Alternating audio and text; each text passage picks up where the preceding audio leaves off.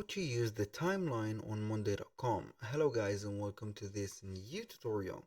In today's video I'm going to show you how simple and easy it is to use a timeline within your monday.com boards. So we're going to head over monday.com, sign in for an account. As you can see, we're going to be on the admin dashboard.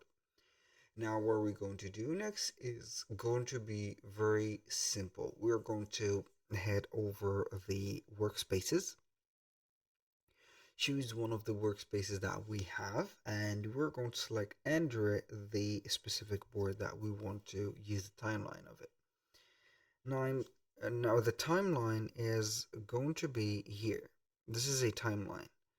And if we're going to add a view, basically we do not have a timeline view, but it is going to be represented within a small part of the column right there. It is going to be basically a column.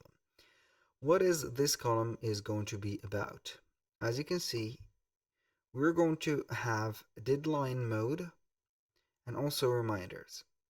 So you can set or see that this timeline is connected to status column, so its color reflects each task current status. So we can go ahead and have it as a deadline mode.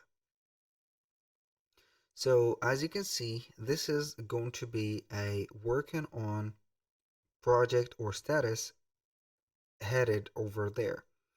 If I change the status of this one from working on to done, normally we're going to find that it is going to be having this green status. So we can go ahead and have it set up just like that. Now I'm going to make this as none, and we're going to have to set the dates, start and end dates of each one of the as you can see, start and ending of the timeline. This is going to be the case, and we're going to be just right like that.